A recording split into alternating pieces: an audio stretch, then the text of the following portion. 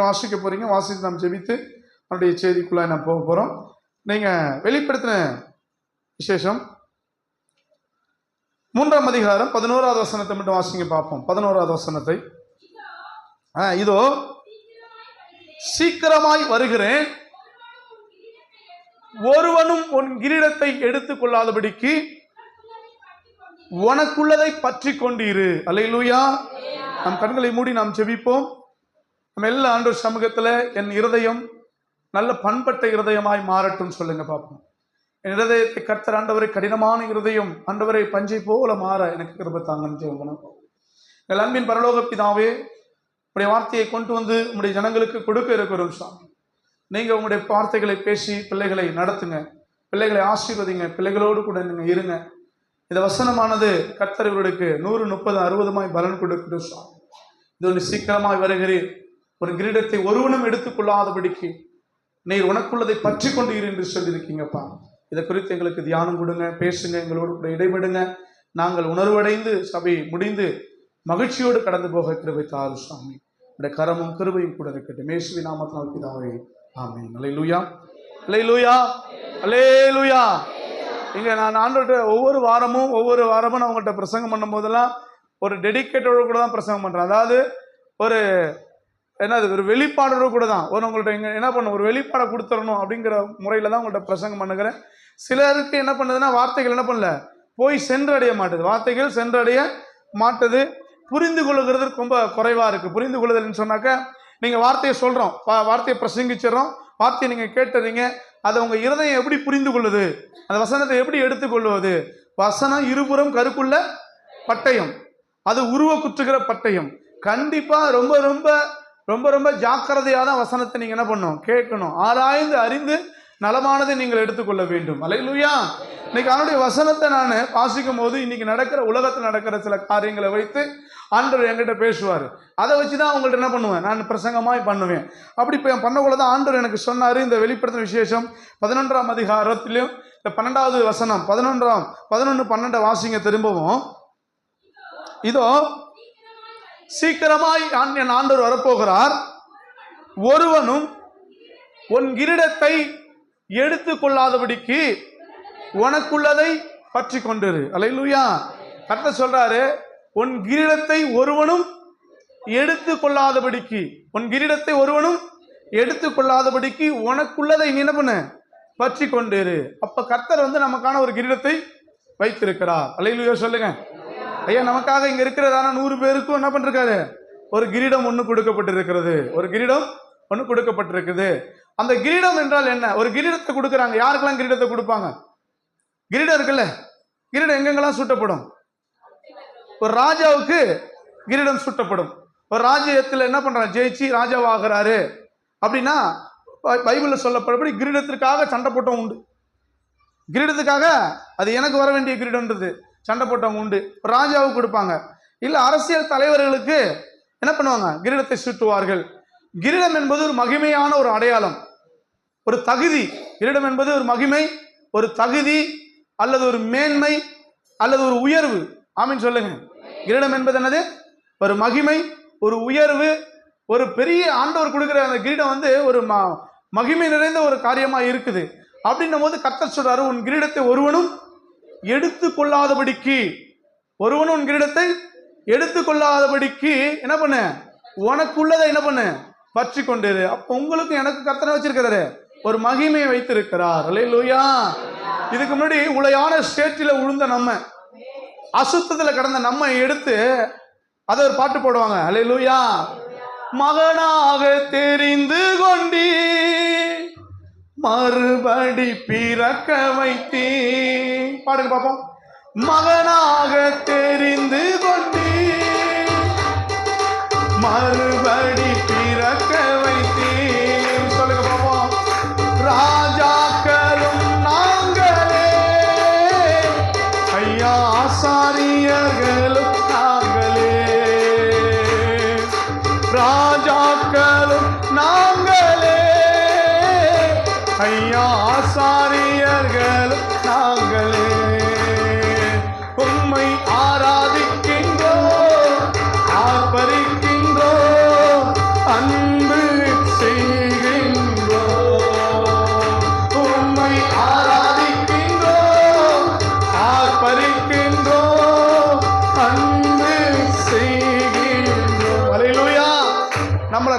ராஜாக்களாக, அல்லேலூயா, ஆசாரியர் கூட்டமாக, சொந்த ஜனமாக ஒரு மகிமையை கொடுத்து வச்சிருக்கிறாரு.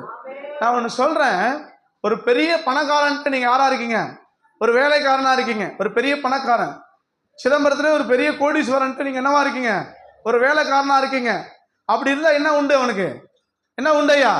மகிமை உண்டு. அவன் சொல்லுவான். இன்னைக்கு நிறைய பேர் அரசியல் தலைவர்களுடைய போட்டோக்கள் என்ன பண்ணுவாங்க? வச்சிருப்பாங்க. பார்த்துருக்கீங்களா? நீங்க எல்லாம் பார்த்தீங்கன்னா பாக்கெட்ல அம்மா போட்டோ தெரியுற மாதிரி வச்சிருப்பாங்க. அல்லேலூயா. அதுக்குன்னே சட்டை தைப்பாங்க. பிறகு எதுக்கு?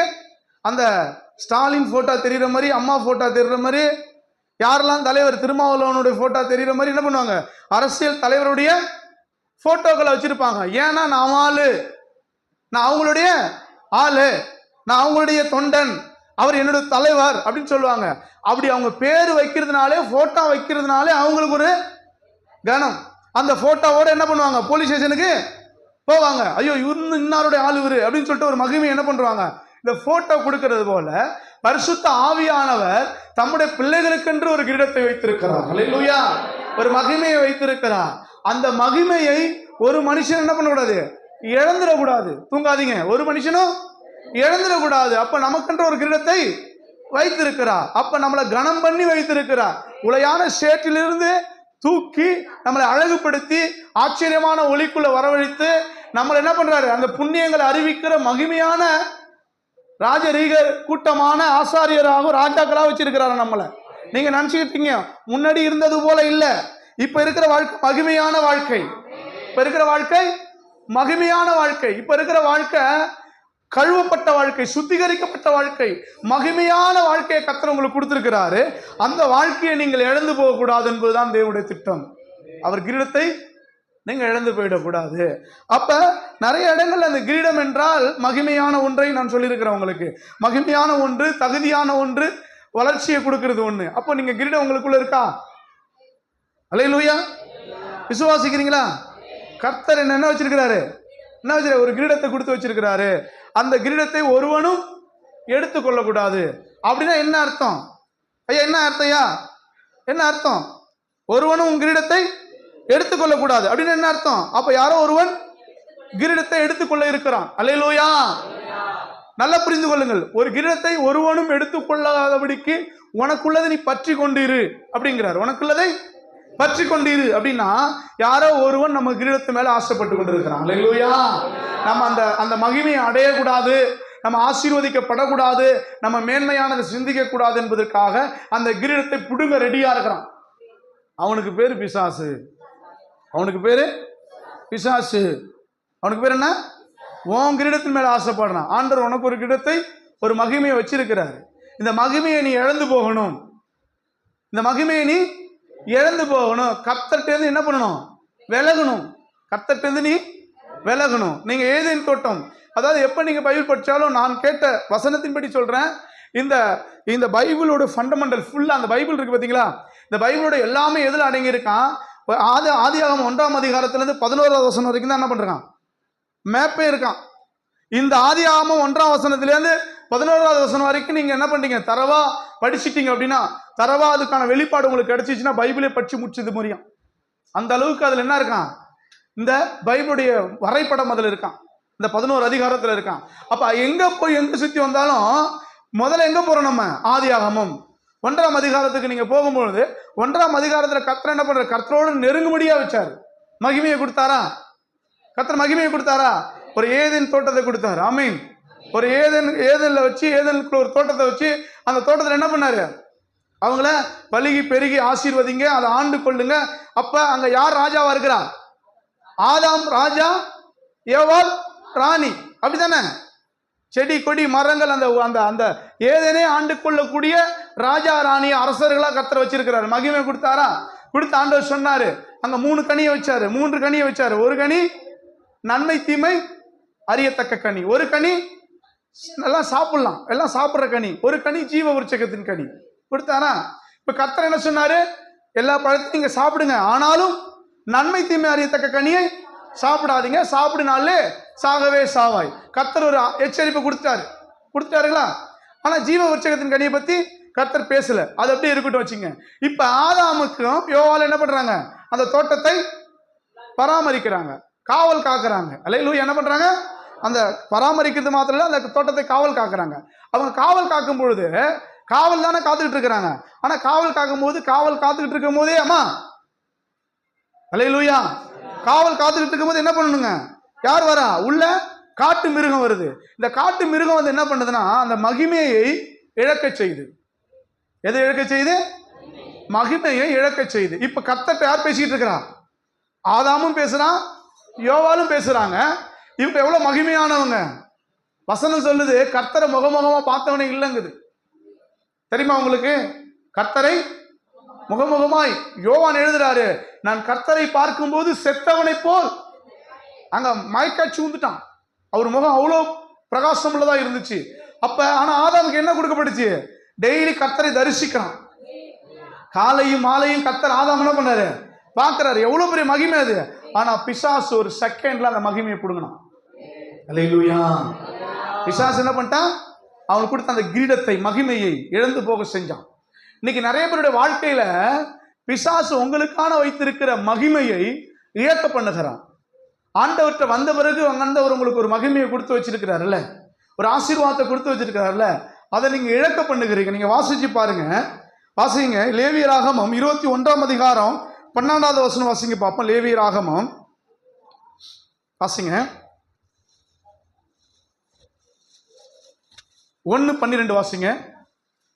பரிசுத்த ஸ்தலத்திலிருந்து புறப்படாமலும் தன்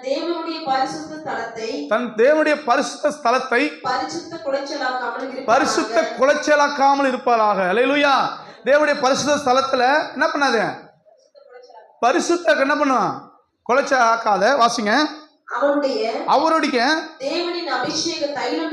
அவருடைய நல்ல கவனம் புரிஞ்சு, அவருடைய தேவனுடைய அபிஷேகம் என்னும் கிரீடம் அவன் மேல் இருக்கிறது. அல்லேலூயா. என்ன இருக்குதா? அபிஷேக தைலமான கிரீடம். அல்லேலூயா. யார் மேல இருக்கிறது? கர்த்தரால் அபிஷேகம் பண்ணப்பட்ட மனுஷர்கள், கர்த்தரால் உருவாக்கப்பட்ட மனுஷர்கள், கர்த்தர் தெரிந்து கொண்ட பிள்ளைகளுக்கு. அப்ப கர்த்தர் தெரிந்து கொள்ள எல்லாருக்கும் கிரீடம் இருக்கான்னு தெரியல, கர்த்தருக்குள்ள இருக்கிறவர்களுக்கு கிரீடம் இருக்கு. அதனாலதான் எழுதுவாரு. நீங்க யாக்கோபு எழுது, யாக்கோபு 1ஆம் அதிகாரம் 12வது வசனம் வாசிங்களேன். யாக்கோபு வாசிங்க, சீக்கிரம் வாசிங்க பார்ப்போம். யாக்கோபு 1:12 வாசிங்க.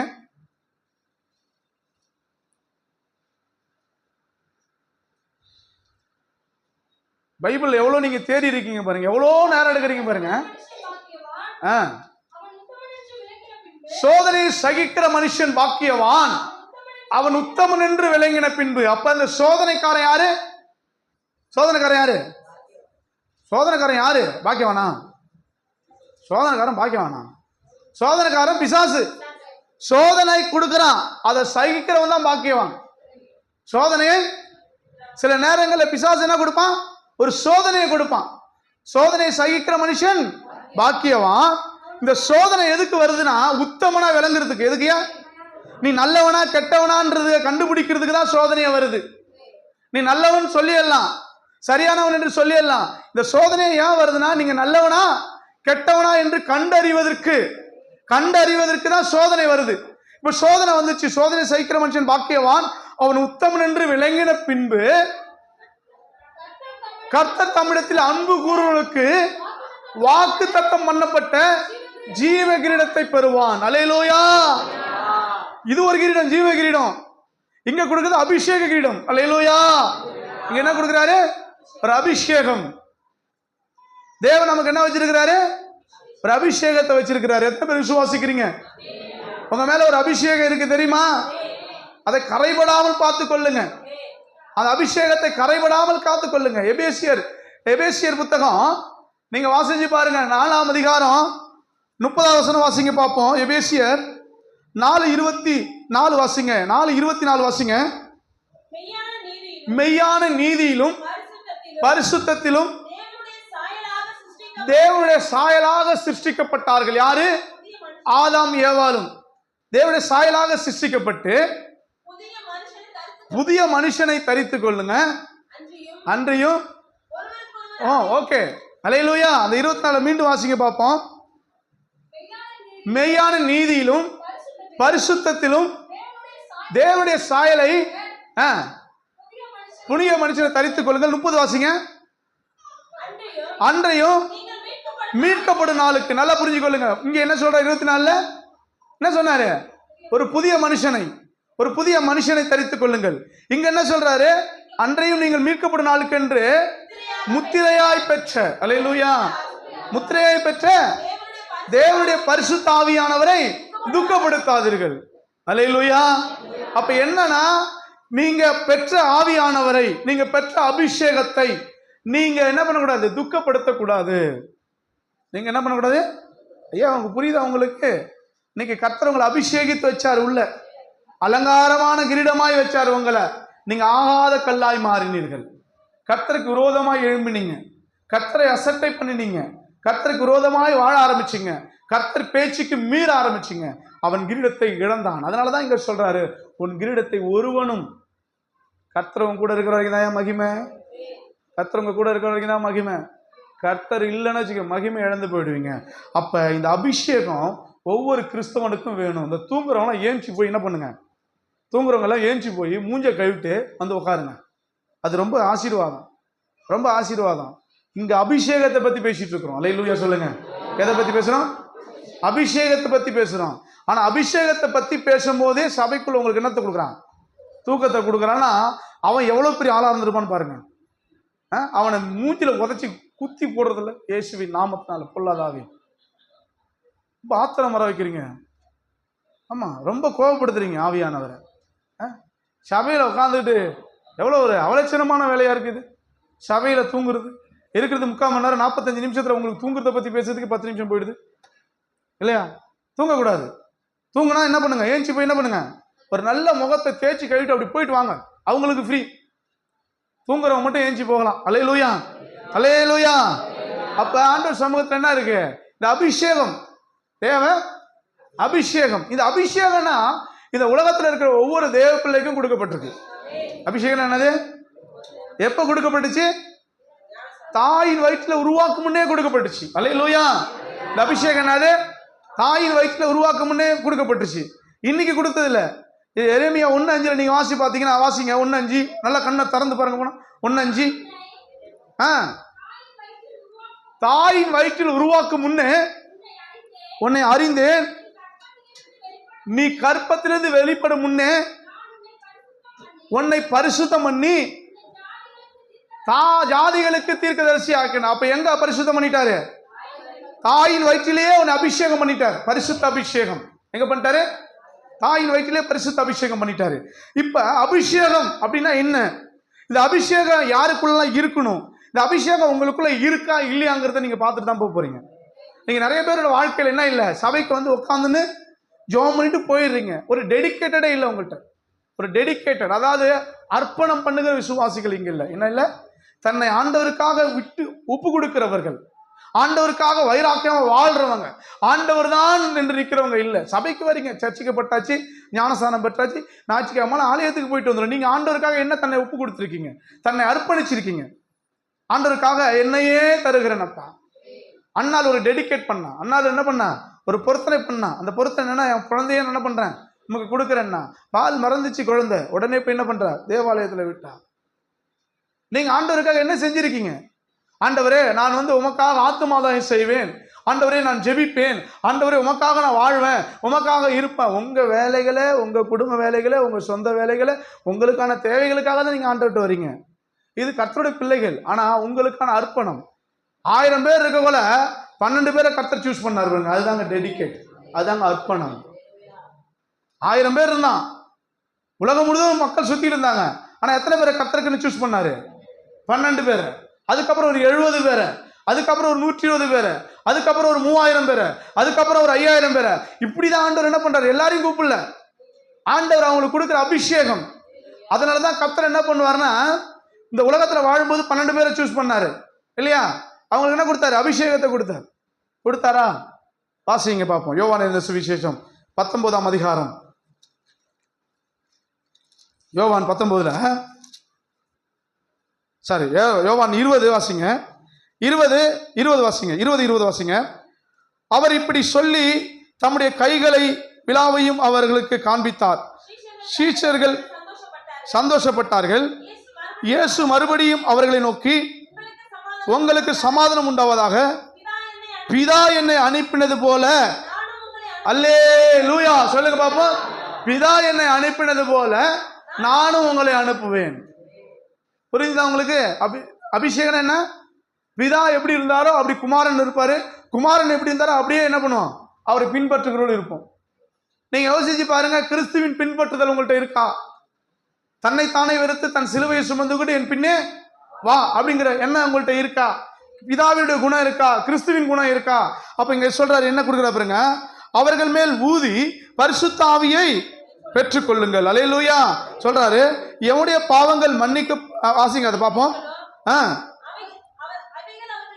மன்னிக்கப்படும், மன்னியாது இருக்கிறவர்களோ மன்னிக்கப்படாது. அல்லேலூயா. அப்ப இவங்க வாயின் வார்த்தையில அதிகாரத்தை கொடுக்கிறாரு, ஊதி பரிசுத்த ஆவியை கொடுக்கிறாரு, மகிமையை கொடுத்துட்டாரு. இப்ப இது வரைக்கும் யாரு? பேதுரு அப்போஸ்தலர்கள் யாரா இருந்தாங்க? சாதாரண மனிதர்களா இருந்தாங்க. இந்த அபிஷேகம் ஒன்று வந்த பிறகு பேதுரு நிழல்பட்டு குணமாகறாங்க. அல்லேலூயா. இயேசு வஸ்திரம் பட்டு சுகமடைஞ்சாங்க. ஆனா பேதுரு நிழல்பட்டு சுகமாகறாங்க. மாற்றினா இருக்கும்போது ஒரு பேய் ஓடல. ஆனா பாஸ்டர் ஆன பிறகு, கர்த்தருடைய அபிஷேகம் எனக்குள்ள வந்த பிறகு, இயேசுவின் நாமம் பாட்டு பாடும்போது பேய் அலறுது. ஆனா நான் நினைக்கிறேன், நான் ஏதோ பெரிய ஆள் இல்ல, கர்த்தர் என்ன பண்றாரு? மகிமையை வச்சிருக்கிறாரு, மகிமையா வச்சிருக்கிறாரு. எனக்கு அவர் கொடுத்த ஈவு அது, அதுதான் அபிஷேகம். அப்ப என்ன பண்ணிட்டாரு? இந்த உலகத்துக்கு பிரிச்சு எடுத்துருவாரு. இந்த உலகத்துக்கு தம்பி மா கேளுங்க, என்ன பண்றாரு? நீ உலகத்தோட வாழ்றதுக்கு வைக்கல கர்த்தர், உன்ன உலகத்திலேருந்து பிரிச்சு எடுக்கிறதுக்கு வச்சிருக்கிறாரு. அதான் அபிஷேகம். நீ உலகத்தோடு வாழ்றதுக்காகவே இருக்கிற. உலகம் உன்னை என்ன பண்ணுது? பிசினி மாதிரி பிடிச்சி இழுக்குது. அதனாலதான் கர்த்தர் சொல்லுவாரு, வெறும் 120 பேரை மட்டும். அல்லேலூயா. கர்த்தர் தரிசனமானார். எத்தனை பேர் காணாரா? 500க்கு மேற்பட்டவர்களுக்கு தரிசனமானார். 500க்கு மேற்பட்ட ஜனங்களுக்கு அவர் தரிசனமானார். புரியுதா ஐயா? ஐயா ஊர்ல இருந்து பிரிச்சு எடுத்துட்டாரு உங்களா. நீங்க என்ன பண்ண முடியாது, கிரையம் கொடுத்து வாங்கிட்டாரு. அதை சொல்ல போறேன். நீங்க பிரிச்சு எடுக்கப்பட்டீங்கன்னா, நீங்க வாங்கலையா வாங்கப்பட்டீங்கன்னு சொல்ல போறேன். இப்ப என்ன பண்ணிட்டாரு? பிரிச்சு எடுத்துட்டாரு. அங்க எத்தனை பேர்? 500க்கு மேற்பட்டவர்களுக்கு தரிசனமானாரு. ஆனா மேல் வீட்டாரில் எத்தனை பேர் இருக்கிறாங்க? 120 பேர் இருக்கிறாங்க. இப்ப 120 பேர் எங்க போயிட்டாங்க? எல்லாரையும் விட்டுட்டு தனக்கென்று ஒரு இடத்தை சூஸ் பண்றாங்க. நல்லா புரிஞ்சுக்குங்க, இது இன்னைக்கு நடந்ததில்ல. கர்த்தர் மரித்த 50வது நாள் நடக்குது இந்த சம்பவம். 120 பேர் எங்க போயிட்டாங்க? மேல் வீட்டு அறையில இருக்கிறாங்க. மற்றவங்க எல்லாம் என்ன பண்றாங்க? அவங்க வேலை பார்த்து 120 பேரும் வேறு பிரிக்கப்பட்டு இருக்கிறாங்க.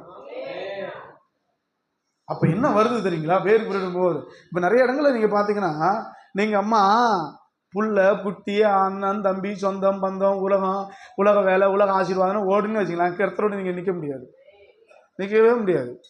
நீங்க சும்மா நீங்க எழுதி வேணா வச்சுக்கோங்க, நான் என் வாழ்க்கையில எல்லா ஊழியக்காரன மாதிரி எனக்கு போதிக்க தெரியாது, எல்லா ஊழியக்காரன மாதிரி எனக்கு பேச தெரியாது. வாழ்ந்தா ஒன்று இயேசுக்காக வாழு, நான் உலகத்துக்காக வாழு. இந்த உலகத்துக்கு வாழ்றதுக்காக இயேசுக்கிட்ட வராது. உலகத்தில் வாழணும், உலகத்தில் நல்லா இருக்கணும் அப்படிங்கிறதுக்காக இயேசுகிட்ட வராது. நீ நல்லா வாழணுங்கிறத இயேசுவா. இயேசு கிறிஸ்துவோடைய நாட்கள்ல யோவான் ஸ்நானகர் என்ன பண்றாரு? பிரசங்கிக்கிறார். மனம் திரும்புங்கள் பரலோக ராஜ்யம் சமீபமா இருக்கிறது அப்படின்னாரு. மனம் திரும்புங்கள் பரலோக ராஜ்யம் சமீபமா இருக்குன்றாரு. நான் என்ன பண்றாங்க? என்ன எதுக்காக மனம் திரும்ப சொல்றாரு? எல்லாரும் அக்கிரமம் செய்யறாங்க, அசுத்தத்தில் இருக்காங்க, எல்லாம் வாங்கன்றாரு. அப்போ ஒரு கூட்டம் என்ன பண்ணுது? ஞானசானம் எடுக்க வந்துச்சு. ஒரு கூட்டம் ஞானசானம் எடுக்க வந்துச்சு. எல்லாருக்கும் ஒரு ஞானசானம் கொடுத்துட்டே இருந்தாரு. கொடுத்தாரா? கொடுத்த பிறகு இன்னொரு கூட்டம் வருது. அங்க பரிசேயர்களும் சதுசேயர்களும் வேதபாரர்களும் அவரிடத்துல ஞானஸ்தானம் எடுக்க வந்தார்கள். அல்லேலூயா. அவர் வருகிறதை கண்டார். தூரத்துல வந்துட்டு இருக்காங்க. கண்ட உடனே அவர் என்ன சொன்னார்? வாசிங்க பார்ப்போம். விரியம் பாம்பு குட்டிகளே, வருகிற கோபத்துக்கு தப்பித்துக் கொள்ள உங்களுக்கு வகை காட்டினவன் யார்? மனம் திரும்புதலுக்கு ஏற்ற கனிகளை கொடுங்க. ஆமென் அல்லேலூயா அப்படின்னு சொல்லிட்டு சொல்றாரு. நல்ல கனி கூட மரங்கள் எல்லாம் வெட்டுண்டா அக்கினியில போடப்படும் சொல்லிட்டு ஒரு பிரசங்கத்தை அவங்களுக்கு பண்றாரு. இப்ப நான் ஒரு கேட்கிறேன், அவங்க எதுக்கு வந்தாங்க? ஞானசானத்துக்கு தானே வந்தாங்க. இவர் ஞானசானம் தானே கொடுக்குறாரு. அவங்க ஞானசானம் கொடுத்துட்டு போயிருக்கலாமே. ஏன் அவர் கொடுக்கல அப்படின்னா, அவர் எல்லாருக்கும் கொடுக்க வரல, மனம் திரும்புறவனுக்கு தான் கொடுக்க வந்தாரு. நீ மனம் திரும்பாம இருமாப்பா உட்கார்ந்து இருப்ப, நீ பாவத்தில் இருப்ப, அசுத்தர், அவங்களுக்கு தேவன் இருக்க மாட்டாரு. உங்களை உள்ள கூட்டு வந்துட்டாரு. எங்க கூட்டு வந்துட்டாரு? வெளியே இருக்கும்போது எல்லாத்துக்கும் மன்னிப்பு கொடுத்தாரு. உள்ள உங்களை விலை கொடுத்து, கரையம் கொடுத்து, ரத்தம் கொடுத்து வாங்கிட்டாருல்ல. நீ யாரு? பரிசுத்தவனா மாறிட்ட. பரிசுத்தவனா மாறின நீ பாவம் செய்யும் போதுதான் பிரச்சனைங்க. அல்லேலூயா. ஐயா நீங்க யாரு? முன்னாடி நாகூரான் ஐயானா இருந்தீங்க. இன்னைக்கு நாகூரான் செத்து இன்னைக்கு கிறிஸ்துவின் உள்ளவனாய் மாறிட்டீங்க. இன்னைக்கு இங்க இருக்கிற எல்லாருமே என்னவா மாறிட்டீங்க? ஏசுப்பா பிள்ளையா மாறிட்டு திரும்பவும் நீங்க அந்த அபிஷேகத்தை என்ன பண்றீங்க? இழந்து போயிடக்கூடாதுல்ல. அந்த அபிஷேகத்தை என்ன பண்ணக்கூடாது? இழந்து போயிடக்கூடாது. அப்ப இந்த 120 பேர் மட்டும் மேல்விட்டாரில் இருக்கிறாங்க. அவன் பஸ்காவை புசிக்க வரான், பெந்தேகோஸ்தே நாளுக்கு அனுசரிக்க வரான், அவன் ஜாலியா இருக்கிறான். ஆனா 120 பேருங்கிற மேல்விட்டாரில ஜெபிக்க ஆரம்பிக்கிறாங்க. அல்லேலூயா. வேறு பிரிச்சிட்டாரு. என்ன பண்ணிட்டாரு? வேறு பிரிச்சிட்டாரு. தனியா கொண்டு வந்துட்டாரு. நீ எப்ப வேறு பிரிக்கப்பட்டது நல்லதுக்குதான். இந்த 120 பேர் என்ன பண்ணிட்டாங்க? வேறு பிரிக்கப்பட்டாங்க. சிலர் நிறைய சொல்லுவாங்க, அல்லேலூயா கோஷ்டத்துல போய் சேர்ந்துட்டீங்களா, உங்களை வேறு பிரிச்சிட்டாரு.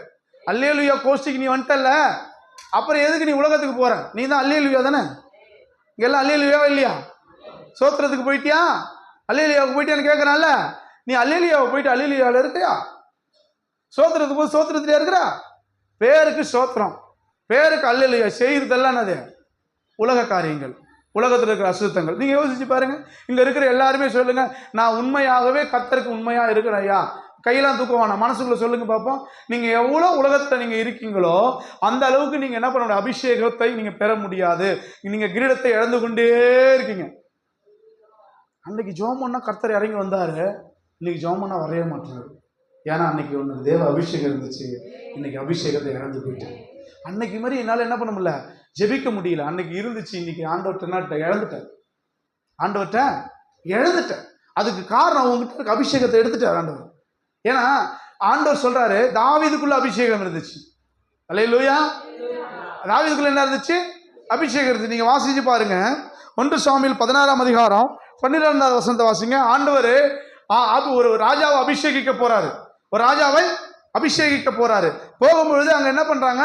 அவருடைய சகோதரர்கள் 7 பேர் இருக்கிறாங்க. 7 பேருக்கு என்ன கொடுக்குறாரு கர்த்தர்? இவங்க இல்லை இவங்க இல்லைங்கிறாரு. கடைசியில் அந்த 12வது வசனத்தை வாசிங்க. ஆள் அனுப்பி அவனை அழைப்பித்தான். அவன் சிவந்த மேனியும் அழகிய கண்களும் நல்ல ரூபம் உள்ளவனாக. நல்லா புரிந்து கொள்ளுங்கள். இதுக்கு முன்னாடி எத்தனை பேர் இருக்கிறாங்க? 7 பேர் இருக்கிறாங்க அண்ணன் தம்பி. 7 பேரையும் கர்த்தர் ரிஜெக்ட் பண்ணிட்டாரு. 7 பேரையும் கர்த்தர் இல்லைன்ட்டாரு. ஆனா 8வது ஆள் யாரு? தாவீது. தாவீது அழகுள்ளவனா இருக்கிறான், சிவந்த மேனி, அழகுள்ள கண்கள் இருக்கிறது. அவன் வரான், வாசிங்க. அப்பொழுது கர்த்தர், இவன் தான் நீ இவனை எழுந்து அபிஷேகம் பண்ணு. இவன் தான் நான் கண்டுபிடிக்கிறாள். இன்னைக்கு சிலரை கர்த்தர் கண்டுபிடிக்கிறார். நீ எழுந்துரு, இவனை நான் கண்டுபிடிச்ச மனுஷன் இவன் தான், இவனை அபிஷேகம் பண்ணு. அப்பொழுது சாமுவேல் அவனை அவன் சகோதரன் நடுவிலே அபிஷேகம் பண்ணினான். அந்நாள் முதற்கொண்டு கர்த்தருடைய ஆவியானவர் தாவீது மேல் வந்து இறங்கினார். அல்லேலூயா. இதுக்கு முன்னாடி யாரு இந்த தாவீது? ஏற்கனவே தாவீதுக்கு நல்ல குணாதிசயம் இருக்கு. தாவீதுக்கு பிராக்டிக்கலாவே அவன் பிறப்பிலேருந்து அவனுக்கு நல்ல குணாதிசயம் இருக்கு. இந்த நல்ல குணாதிசயத்துக்குள்ள என்ன வருது? கர்த்தருடைய ஆவி வந்த உடனே இன்னும் நல்லவனா மாறுறான், இன்னும் நீதி உள்ளவனா மாறுறான். இப்ப பாருங்க, அடுத்து வாசிங்க. சாமுவேல் எழுந்து ராமாவுக்கு போயிட்டான். கர்த்தருடைய ஆவி சவுலை விட்டு அல்லேலூயா சவுலை விட்டு அல்லேலூயா. சத்தமா வாசிங்க, மைக்கில் வாசிங்க. இந்த வசனத்தை மட்டும். கர்த்தருடைய ஆவி சவுலை விட்டு நீங்கிச்சு. எங்க ஆவி வருது? தாவீதுக்குள்ள பரிசுத்த ஆவி வருது. சவுலை விட்டு ஆவி நீங்குது. ஒரு பொல்லாத ஆவி அவனை குடிச்சுக்கிச்சு. அல்லேலூயா. இந்த டெடிகேட், அதாவது இன்னைக்கு நிறைய பேர் தப்பு பண்றதுக்கும், நிறைய பேர் வீம்பு பண்றதுக்கும், நிறைய பேர் சபையில வராத இருக்கிறதுக்கும் சில காரியங்கள் ஞாயிற்றுக்கிழமெல்லாம் தடைப்படுத்துறீங்களா? அதுக்கெல்லாம் காரணம் சில நேரத்தில் நம்ம கிட்ட இருக்கிற ஆவியானவர் நம்ம விட்டு போயிட்டோன்னு வச்சுங்களேன், பொல்லாத ஆவி உள்ள வந்துடும். அவனோட வேலை என்ன தெரியுங்களா? எப்போ காலி ஆவான், நேற்று அழகா ஐயா ஒரு வசனத்தை சொன்னாரு. அவன் எப்படி தேடுறானா, கெட்சிக்கிற சிங்கம் போல் வகை தேடி துட்டி கொண்டிருக்கான். எப்படி தேடுறானா, யாரை விழுங்குறான் என்று, எப்படா நம்ம கிட்ட வருவான், எப்படா நம்ம கிட்ட மாட்டுவான் நிக்கிறான். ஆனா அபிஷேகம் ஒண்ணு இருந்தா சிங்கத்தின் மேலும் பாம்பின் மேலும் நடந்தே செல்லுவார். சிங்கத்தின் மேலும் பாம்பின் மேலும் நடந்தே செல்லுவார். சாத்தானின் வலிமையை வெல்ல அதிகாரம் எனக்குண்டு. சொல்லுங்க பாப்பா. வலிமையை வெல்ல அதிகாரம் எனக்குண்டு. பாதவி மயல்ல பாதவி சொல்லுவாங்க. அல்லேலூயா ஆனந்தமே. சத்தம் எழுதி போன ஐயா. அல்லேலூயா ஆனந்தமே. துதிப்பேன் துதிப்பேன் துதித்துக் கொண்டே இருப்பேன். நான் துதிப்பேன் துதிப்பேன் துதித்துக் கொண்டே இருப்பேன். அப்ப கர்த்தருடைய ஆவி எடுக்கப்பட்ட உடனே என்ன ஆயிடும்? அதுக்குதான் உங்க கிரீடத்தை பற்றி கொள்ளுங்கிறார் ஆண்டவர். உங்க கிரீடத்தை எதுக்கு பற்றி கொள்ளணும் ஐயா? கர்த்தர் சொல்றாரு உங்கள்கிட்ட கர்த்தர். ஆனா தாவீது ராஜ்யம் இருந்துச்சு. தாவீத கர்த்தர் ராஜா ஆக்கிட்டாரு. ஆனா யார் ராஜா? சவுல் தான் ராஜா. ஊருக்கு சவுல் தான் ராஜா, நாட்டுக்கு சவுல் தான் ராஜா. ஆனா கொஞ்ச நாள் மறைக்கப்பட்டிருக்கான். யார்? அபிஷேகம் பண்ணப்பட்ட தாவீது கொஞ்ச நாள் மறைக்கப்பட்டு இருக்கிறாரு. ஆனா ராஜா யாரு? ஆட்டம் ஆடுவான், ஆனா ஜெயிக்க முடியாது. சிலரால் என்ன பண்ண முடியாது? ஆட்டம் ஆடுவான், ஆடாத ஆட்டம் எல்லாம் ஆடி வந்தான்னு ஆடுவான். என்னமோ பெருசா பேசுவான், ஆனா அபிஷேகம் இருக்காது. ஏங்க, மார்டின் மட்டும் இருந்தா நான் டம்மி பீஸு. மார்டினுக்குள்ள ஆண்டவர் இருந்தாதான் நான் கெத்து பீஸு. மார்டின் மட்டும் இருந்தா டம்மி. நீங்க இவ்வளவு பேர் உட்காந்து கேட்க முடியாது. மார்டின் மட்டும் பிரசங்கம் பண்ணா நீங்க போயிடுங்க ஆமாண்டான்னு. ஆனா கர்த்தர் பேசினாதான் இவ்வளவு பேர் உட்காருவீங்க. அல்லேலூயா. கர்த்தர் பேசினா மட்டும்தான். அப்ப யார் உள்ள இருக்கணும்? யார் இருக்கணுமா? கர்த்தர் இருக்கணும் உள்ள. உங்களுக்குள்ள யார் இருக்கணும்? கர்த்தர் இருக்கணும். அவர் தான் உங்களுக்கு போதித்து நடத்தணும். அவர் தான் உங்களை ஆரோக்கியமா வளர்க்கணும். அவர் தான் உங்களுக்கு கண்டிக்கணும். அவர் தான் உங்கள்கிட்ட பேசணும். அனுதினமும் கர்த்தர்கிட்ட நீங்க பேசணும், மனுஷங்கிட்ட பேசக்கூடாது. அப்ப இந்த 120 பேரை கர்த்தர் என்ன பண்ணிட்டாரு? தனியா பிரிச்சுட்டாரா இல்லையா? அப்ப நீங்க ஊர்ல இருந்தா பிரிஞ்சிருந்தமா இல்லையா? ஊர்ல என்ன உனக்கு சொந்தம் பந்தம் நொந்தம் நொக்கம்? உயிரையே கொடுக்குற அளவுக்கு பாசம் உனக்கு. உலகத்தின் மேலே சாராத ஏசப்பா புள்ள தானே, ஏசப்பா புள்ள தானே, அதுல எந்த மாற்றமும் இல்லைல்ல. நீ ஏன் உலகத்துல சேர்ற? விபச்சாரம் பண்ற ஒரு பெண்ணோட நீ ஏன் சேர்ற? அசுத்தமா இருக்கிற ஒரு பையன் கூட நீ ஏன் சேர்ற? குடிகாரன் கூட நீ ஏன் சேர்ற? அயோக்காரன் கூட நீ ஏன் சேர்ற? நீ யாரு? கர்த்தருடைய பிள்ளை தானே. நீ கர்த்தருடைய பிள்ளை தானே. துன்மார்க்குடைய ஆலோசனை நீ ஏன் நடுவுற? பாவியின் வழியில நீ ஏன் நிக்கிற? பரியாசக்காரன் உட்கார இடத்துல நீ ஏன் உட்கார? ஃப்ரெண்டு என்ன ஃப்ரெண்டு உனக்கு? கேட்டான் ஃப்ரெண்டு. நீ ஒண்ணு இல்லைன்னா ஒருத்தவங்க கூட வரமாட்டான், ஒண்ணுமே வரமாட்டான் ஒருத்தவங்க கூட. உனக்கு என்ன உறவு? சொல்லுங்க. உறவு வந்திருக்கா உங்க வாழ்க்கையில? சொந்த பந்தம்லாம் உங்களுக்கு வந்திருக்கா? நீங்க கீழே கிடக்கும் போது, நீங்க வேதனைப்படும் போது வந்திருக்கா? வந்திருக்காது. நீ நல்லா ஆயிட்ட பிறகு ஒரு சொந்தக்காரன் உன்னை தேடி வந்தானா உனக்கு பெருமையா இருக்காட்டுக்கு. சொந்தக்காரன் என்ன தேடி வர, உன்னை தேடி வரல. உன்னை அழிக்க நினைச்சவன், அவன் உன்னை வீணாக்க நினைச்சவன், அவன் வரான்னு அவனை விட்டுட்டு இயேசுநாரை விட்டுட்ட. ஏதை விட்டுட்ட? இயேசுநாரை விட்டுட்ட. முட்டி போட்டு அழுவ பிள்ளைக்காக. என் புள்ள நல்லா இருக்கும், என் புள்ள நல்லா இருக்கும். புள்ள வந்தானே புள்ள இயேசுநாரை விட்டுருவேன். என் கணவர் நல்லா இருக்கும், கணவர் வந்தானே இயேசுநாரை விட்டுருவேன். எல்லாத்தையும் விட்டுற. அப்ப அபிஷேகத்தை நீ எவ்வளவு ரொம்ப சீப்பா நடத்திக்கிறோம், எவ்வளவு வீணாக்குறோம் அப்படிங்கிறத மட்டும் நீங்க புரிஞ்சுக்கணும். அப்ப கர்த்தர் 120 பேர் தனியா என்ன பண்ணிட்டாரு? நான் சொல்றேன், கிள்ளையில சபை வைக்க சொன்னார் ஆண்டவர், வைக்கல. அல்லேலூயா. மெயின் இடத்துல சபை வைக்க சொன்னா வைக்கவே இல்லை. காட்டு, அதாவது கீழ்ச்சாவடி 10 வருஷத்துக்கு முன்னாடி 15 வருஷம் 16 வருஷம் ஆகுது. 16 வருஷத்துக்கு முன்னாடி கீழ்ச்சாவடி எப்படி இருந்திருக்கும்?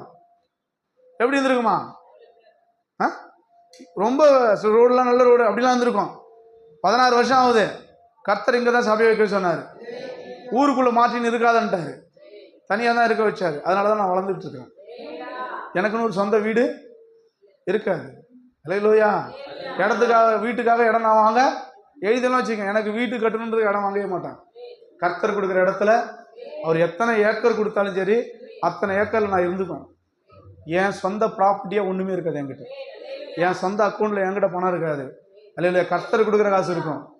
எனக்குன்னு தனிப்பட்ட முறையில் ஒன்றுமே இருக்காது. அப்படி இருந்தால் தான் நான் கர்த்தருடைய பிள்ளை.